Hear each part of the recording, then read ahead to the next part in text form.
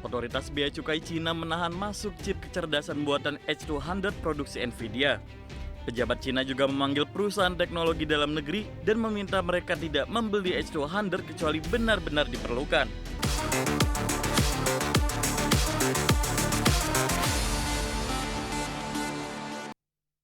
Pemirsa, otoritas Bea Cukai China menahan masuk chip kecerdasan buatan H200 produksi Nvidia. Ya, langkah ini dinilai sebagai larangan sementara di tengah ketegangan teknologi antara China dan Amerika Serikat.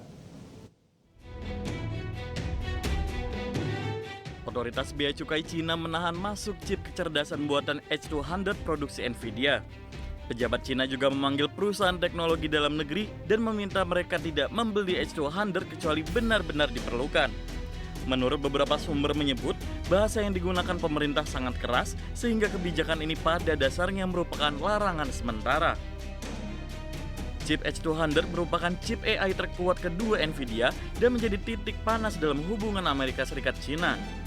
Chip ini sebenarnya baru saja disetujui pemerintahan Donald Trump untuk diekspor ke Cina dengan persyaratan tertentu. Namun, otoritas Cina tidak menjelaskan apakah kebijakan tersebut bersifat resmi, sementara atau hanya berlaku untuk pesanan baru. Adapun, melansir dari The Information yang melaporkan bahwa pembelian S200 hanya akan diizinkan untuk kondisi khusus seperti riset bersama universitas. Para analisis menilai, langkah ini bisa menjadi alat tawar Beijing menjelang rencana pertemuan Presiden Amerika Serikat Donald Trump dan Presiden Cina Xi Jinping. Meski Cina mengembangkan chip AI domestik seperti Huawei Accent 910C, H200 dinilai jauh lebih unggul untuk pelatihan model AI berskala besar. Berbagai sumber IDX Channel.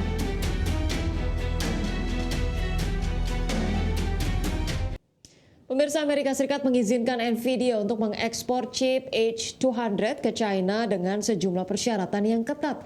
Manajemen Nvidia pun menyambut baik keputusan tersebut sebagai upaya meningkatkan daya saing produk chip Amerika Serikat. Pemerintah Amerika Serikat resmi memberi lampu hijau bagi produsen chip Nvidia untuk mengekspor chip kecerdasan buatan H200 ke Cina. Namun demikian, izin tersebut diberikan dengan serangkaian syarat yang ketat. Kebijakan ini berpotensi mempercepat pengiriman chip tersebut ke Cina di tengah kekhawatiran soal dampaknya terhadap keamanan nasional Amerika Serikat. Berdasarkan aturan baru, setiap chip H200 yang akan dikirim ke Cina wajib melalui uji kelayakan di laboratorium independen untuk memastikan kemampuan teknis kecerdasan buatannya. Selain itu, porsi pengiriman ke Cina dibatasi maksimal 50% dari total penjualan chip Nvidia ke pelanggan di Amerika Serikat. Nvidia juga harus memastikan ketersediaan chip H200 di dalam negeri Amerika Serikat tetap mencukupi.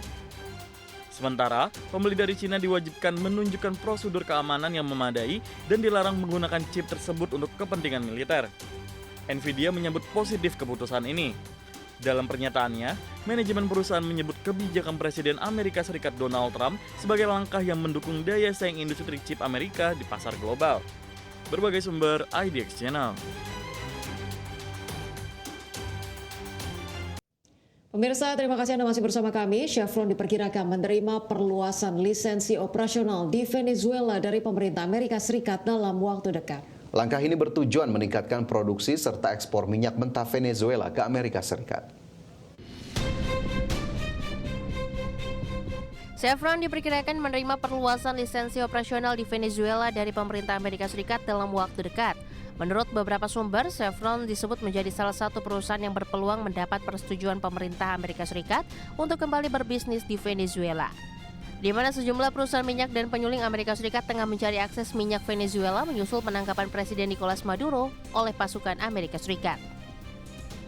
Selain Chevron, Marathon Petroleum dilaporkan tengah berdiskusi dengan pemerintah Amerika Serikat untuk menerima minyak mentah Venezuela bagi kilang-kilangnya. Valero Energy serta pedagang global Mercuria dan Glencore juga disebut telah mengajukan pembicaraan serupa. Namun hingga kini pihak Marathon, Valero, Mercuria, dan Glencore belum memberikan tanggapan resmi. Adapun Chevron saat ini menjadi satu-satunya perusahaan minyak besar Amerika yang memproduksi minyak mentah di Venezuela. Produksi Chevron mencapai sekitar 240.000 barel per hari melalui usaha patungan dengan BUMN Venezuela, PDVSA. Melansir dari Reuters, perluasan lisensi dapat memungkinkan Chevron meningkatkan ekspor, bahkan memperdagangkan sebagian minyak PDVSA jika diizinkan, seiring saham perusahaan yang telah naik hampir 9% sejak perubahan pemerintahan di Venezuela. Berbagai sumber, IDX Channel.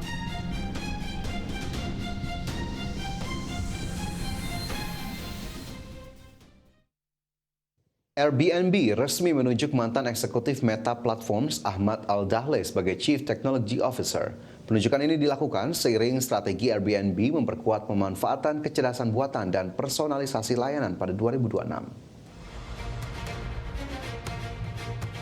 Airbnb resmi menunjuk Ahmad Al-Dahle sebagai Direktur Teknologi atau CTO. Ahmad sebelumnya memimpin pengembangan generatif AI di Meta serta mengawasi tim di balik model open source lama. Ia resmi bergabung pada Rabu 14 Januari 2026 dan akan membawahi tim engineering serta data science Airbnb. CEO Airbnb Brian Chesky menyebut Ahmad sebagai salah satu pakar AI terkemuka di dunia. Penunjukan ini menjadi bagian dari strategi Airbnb untuk meningkatkan pengalaman pengguna melalui integrasi teknologi AI. Perusahaan menilai penguatan teknologi krusial di tengah persaingan platform perjalanan dan sewa properti global. Adapun Ahmad Al-Dahle menggantikan Ari Baloh yang mengundurkan diri sebagai CTO pada Desember 2025 setelah 7 tahun menjabat. Ahmad tumbuh besar di Kanada dan menempuh studi teknik komputer di University of Waterloo. Ia mengawali karir hampir 17 tahun di Apple sebelum bergabung dengan Meta pada 2020. Berbagai sumber, IDX Channel. Pemirsa, Meta bersama dengan mitra manufakturnya EssilorLuxottica mempertimbangkan peningkatan besar produksi kacamata pintar Ray-Ban, di mana langkah ini diambil untuk menjawab permintaan pasar yang terus meningkat terhadap perangkat wearable berbasis kecerdasan buatan. Meta dan EssilorLuxottica dikabarkan tengah mempertimbangkan untuk mengadakan produksi kacamata pintar Ray-Ban. Menurut laporan Bloomberg pada Rabu 14 Januari 2026, kapasitas produksi ditargetkan meningkat menjadi 20 juta unit per tahun. Peningkatan produksi dinilai sebagai respon atas permintaan pasar yang semakin kuat. Saat ini Meta dan EssilorLuxottica disebut sudah hampir mencapai target produksi awal sebesar 10 juta unit. Jika permintaan terus meningkat, kapasitas produksi diperkirakan masih bisa ditingkatkan hingga 30 juta unit per tahun. Sebelumnya, EssilorLuxottica juga menyatakan keinginan mempercepat proses manufaktur untuk menjawab kebutuhan bisnis. Sebelum laporan ini muncul, Meta sempat menunda ekspansi global kacamata Ray-Ban display. Penundaan dilakukan karena keterbatasan pasokan sehingga perusahaan masih memprioritaskan ketersediaan produk di pasar Amerika Serikat. Di tengah rencana peningkatan produksi, Meta juga dilaporkan melakukan efisiensi besar di divisi Reality Labs. Meski telah menghabiskan lebih dari 60 miliar dolar Amerika sejak 2020, kacamata pintar Ray-Ban tercatat menjadi produk paling sukses dengan fitur kamera, siaran langsung, dan interaksi Meta AI. Berbagi sumber, IDX Channel.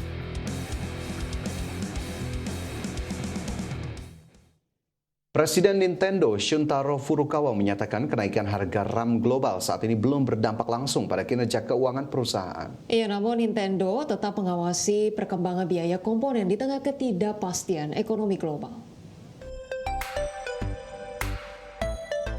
Presiden Nintendo Shuntaro Furukawa menyebut kenaikan harga RAM secara global belum memberi dampak langsung terhadap pendapatan perusahaan.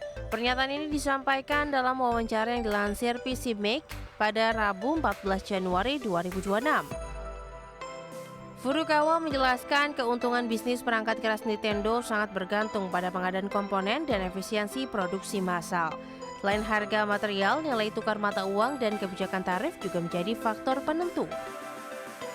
Saat ditanya soal potensi kenaikan harga konsol, Nintendo belum memberikan kepastian. Hingga saat ini, harga Nintendo Switch 2 masih dipertahankan sejak April tahun lalu sambil memantau kondisi pasar. Furukawa menyatakan kebijakan dasar Nintendo adalah mengakui tarif sebagai biaya dan meneruskannya ke harga sebisa mungkin. Kebijakan ini berlaku tidak hanya di Amerika Serikat tetapi juga pasar global. Nintendo saat ini berupaya menjaga momentum perangkat baru di tengah resiko ekonomi dan kenaikan biaya komponen. Sejumlah analis menyarankan konsumen mempertimbangkan pembelian lebih mahal mengingat pesaing seperti PlayStation dan Xbox sudah menyesuaikan harga. Berbagi sumber, iDeck Channel.